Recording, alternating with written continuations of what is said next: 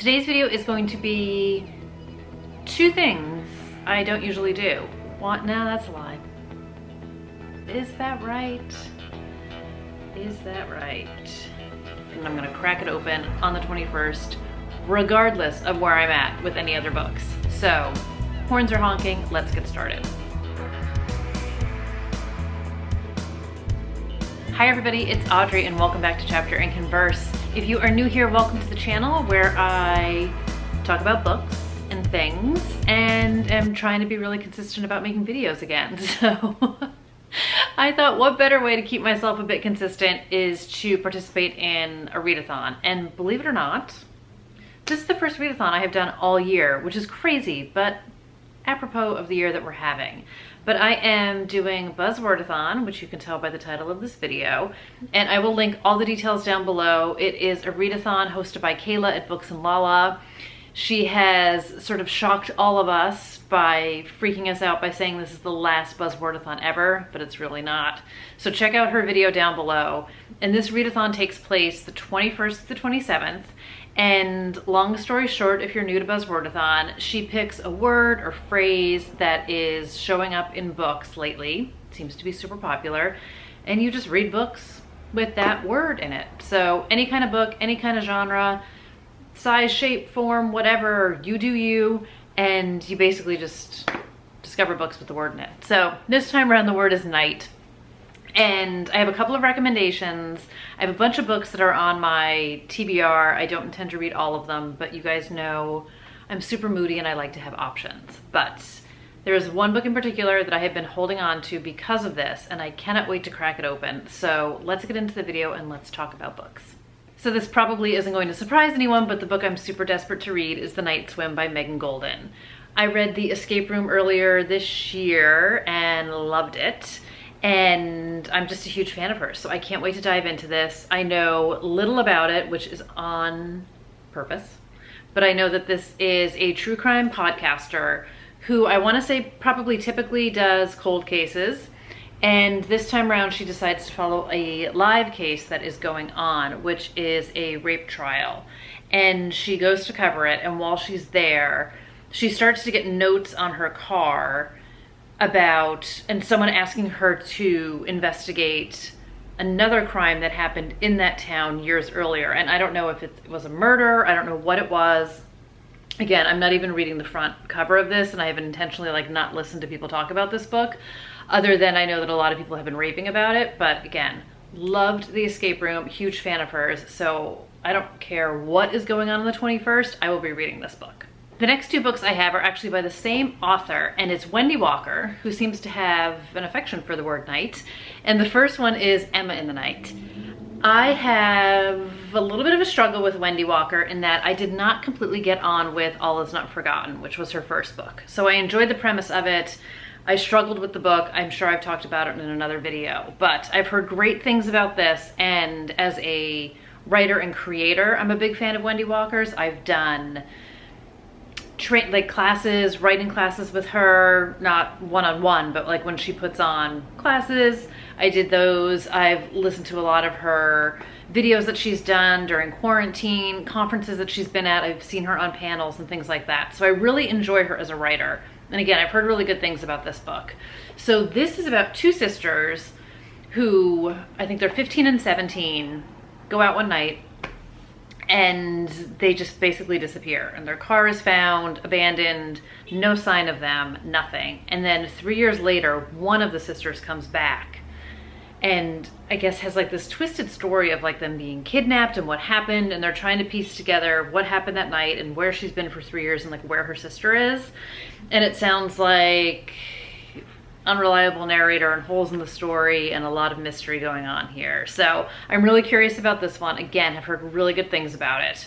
And then the second book is her more recent one, and it is The Night Before. I'm trying to open it. The Night Before. And this is another one that's about two sisters. And in this one, I think you kind of have the stable sister in Connecticut with the husband and the family and the house and all the things, and then you've got the wild child sister who is always getting into trouble and comes up to visit, and then her sister, the wild child sister, goes out on a blind date one night and then never comes back. And stable sister is obviously trying to figure out what happened to her and everything. And this is one I did read the inside cover on because I wanted to be able to speak to it a little bit. And what it says is that her sister's not worried about what this man might have done to Laura. She's worried about what Laura may have done to him. So I don't know if this is my sister the serial killer vibes. I don't know what kind of trouble the sisters get into, but again, curious about it. So I feel like I've heard decent things about this book, but again, I like Wendy Walker. I definitely want to give her another go. She has a new book that just came out, which I'm also hearing some pretty good things about. So I need to get into that because I've had those for a little bit. So the next book I have is by Andrea Bartz, and it's called The Lost Night. And she wrote The Herd, which I haven't read yet because kind of quasi paying attention to the rules I had set for myself earlier this year is I wasn't going to buy a new book by an author if I had a book of theirs on my shelf that was unread. So this was her first book, and this one totally appeals to me because we've got dual time frames, and one of them is the 90s and then one of them is 10 years later. So I think it's like 1999 and 2009, I think is what it is. But either way, there was a group of friends who were kind of in the party scene in Brooklyn back in the 90s, and it was just like drinking and drugs and just sort of this place, like this loft where people would just go, and it was like an artist retreat, and they would party and things would get completely out of hand. And one of the friends is found murdered, and we fast forward 10 years, and the other friends get together for some kind of a reunion, which seems to sort of rejigger the memories of our main character, Lindsay. And a videotape, I believe, of the parties that night resurfaces.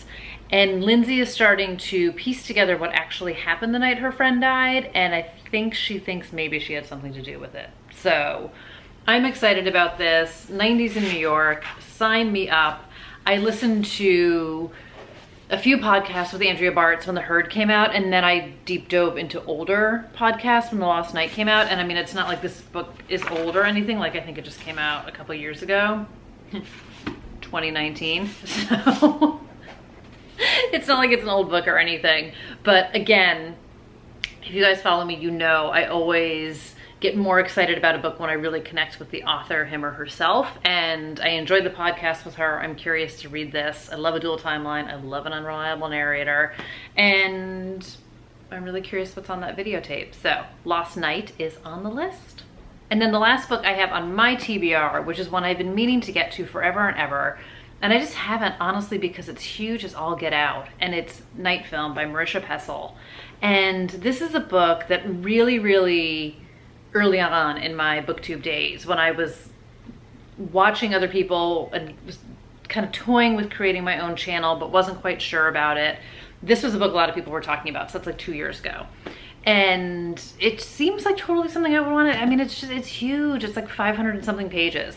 But what I will say about this book is it's like a mixed media. So there are photos and newspaper clippings and all sorts of other stuff. And I'm just gonna read the back of it just to do it justice, and it's a short little synopsis, which is all I need to know. So it says, on a damp October night, the body of beautiful Ashley Cordova is discovered in a Manhattan warehouse. Though her death is ruled a suicide, investigative journalist Scott McGrath suspects otherwise. The last time McGrath got too close to the Cordova dynasty, he lost his marriage and his career. This time, he could lose his mind. Right? This just sounds so good. So I don't know what I'm waiting for. I just need to like get over myself and get over the big factor and just read it. So I don't know if it's gonna happen this week, but she's found murdered in October. So this might be a good like Halloween-y kind of a feel to it also. So I'm going to make it a low-key goal to read it this fall. So I have just 2 quick recommendations for you guys on books that I have read. And like I said, surprisingly, I haven't read a lot of books with the word night in it. I scoured my entire bookshelf. And the first one I'm going to recommend is The Night Olivia Fell by Christina McDonald. And this is, it's like softly use the phrase psychological thriller, more a bit of a mystery. And this book opens with Abby getting a phone call that her daughter has had an accident and fallen off a bridge, and she is in the hospital. And Abby gets to the hospital and finds out that her daughter is brain dead and her daughter is pregnant. And her daughter is 16, I want to say, or maybe 17. She's in high school. So both of these things are obviously a surprise, and Abby is devastated. And the police have ruled this an accident, but Abby just doesn't believe it. So she starts looking into her daughter's life because A, she had no idea her daughter was pregnant, and B, she just cannot believe that her daughter accidentally fell off this bridge. She just thinks there's something more sinister going on. So we wind up getting some dual timelines. There is the mystery element of it, of what happened that night to Olivia, but then it obviously is also about grief and loss, and this woman struggling to come to terms with the fact that she didn't know her daughter as well as she thought she did. And then we get a lot of like Abby's backstory as well. So there's a lot woven into it. This is the first Christina McDonald book I read. I really enjoyed it. So again, I would not really go, I feel like this was pitched as a thriller, but to me, thriller has more like fast-paced tension to it. So there was definitely some mystery, which I enjoyed, but it wasn't like high octane in any kind of a way.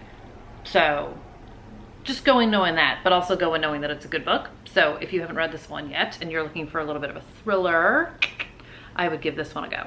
And then the second book I wanted to recommend, which could not be further from a thriller, but still has mystery aspects to it, and I've talked about it before, is Goodnight Nobody by Jennifer Weiner. And this book came out back in 2005. It was, I would say it's like very much like of the time. So it is fiction, there's some pop culture woven into it. If you have read anything Jennifer Weiner, I would say it's very on brand for her, and I mean that in the best way possible because I'm a big fan of Jennifer Weiner. And I have read this book many times. You can probably see from the, let me try and get out of it, how cracked this is. The pages are very dog-eared, all the good stuff. And the last time I read this, I listened to it on audiobook, which I also thoroughly enjoyed. So this is a story about a mom named Kate, and she has 3 kids, I want to say now.